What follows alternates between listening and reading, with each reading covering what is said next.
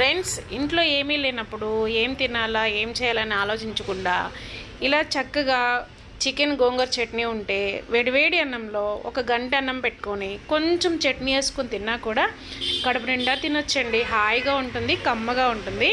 చూడండి, చికెన్ కూడా మరీ గట్టిగా లేదు, మీడియంగా ఉంది. చాలా టేస్టీగా, చాలా ఎమ్మీగా, మళ్ళీ మళ్ళీ తినే కొద్దీ తినాలనిపించే విధంగా ఉందండి.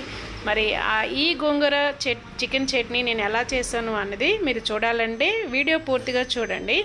టేస్ట్ మాత్రం అదుర్స్ అంతే.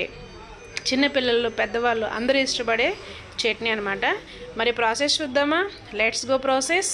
చూడండి, నేను గోంగూరను ఉడికించాను ఆయిల్లో, చక్కగా ఆ వాటర్ పోయేంత వరకు వేయించానండి. అయితే ఇక్కడ చికెన్ కూడా నేను ఈ రకంగా వేయించాను. 2 kgs చికెన్కి 3 కట్టల గోంగూర అనమాట. చక్కగా ఈ చికెన్ కూడా కలిపి ఒక 10 minutes ఆయిల్లో వేయించుకోవాలి. అయితే మసాలాలు చూడండి రెడీ చేస్తాను. ఈ చిన్న గ్లాస్తోనే మనం కారం, సాల్ట్ కొలతలు తీసుకోవాలన్నమాట. చూడండి, గిద్ద కారం కంపల్సరీ. నేను చికెన్ వేయించేటప్పుడు కూడా నేను సాల్ట్ వేసానండి. అప్పుడు నాకు 2 glasses సాల్ట్ పట్టింది, 3 glasses కారం పట్టిందండి. గోంగూరకి కారం ఉప్పు సరిగ్గా ఉండాలి, లేదు అంటే తక్కువైనా ఎక్కువైనా టేస్ట్ మారిపోతుంది.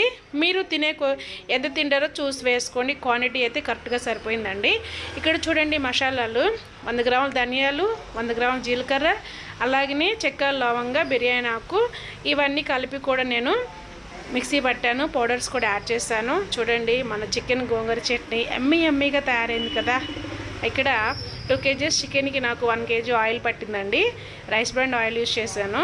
చాలా బాగుంది, చాలా టేస్టీగా ఉంది. స్మెల్ చూడండి, గుమాయించి కొడుతుంది. ఆ మసాలా స్మెల్, మనం వేసినటువంటి చెక్క, లవంగ, యాలక, బిర్యానీ ఆకు, ఇవన్నీ స్పెషల్ మసాలాగా వేస్తాం కదా. ధనియాల పొడి, జీలకర్ర పొడి, చక్కగా చాలా బాగుంది. అసలు ఆ టేస్ట్ ఎప్పుడిప్పుడే తినాలనిపిస్తుంది అనమాట. మరి ఇంకెందుకు ఆలస్యం, మీరు కూడా రెడీ చేసుకోండి. ఈ సండే మీరు ఏం చేశారు? ఈ సండే వచ్చేసి మా ఇంట్లో స్పెషల్ బిర్యానీ చేశానండి. చాలా బాగుంది, పొడిగా చాలా బాగా కుదిరింది. రైసు ఒట్టిదే తింటున్నారు మా పిల్లలు, అంత టేస్టీగా ఉంది అని. అయితే చూడండి, వీటికి కాంబినేషన్ ఏంటి అంటారా? ఈ గోంగూర చికెన్ చట్నీ వేసుకున్నా కూడా చాలా టేస్టీగా ఉంటుంది. చూడండి, గోంగూర చికెన్ చట్నీ చాలా బాగుంది. ఇది మగ్గడం అలా ఏం లేదు. ఇంకా పెట్టిన దగ్గర నుంచి తిన్నా కూడా చాలా టేస్టీగా, ఎమ్మీగా ఉంటుందండి. అయితే చూడండి, మరి రైతా తయారు చేశాను. అదే పెరుగు చట్నీ అంటారు కదా.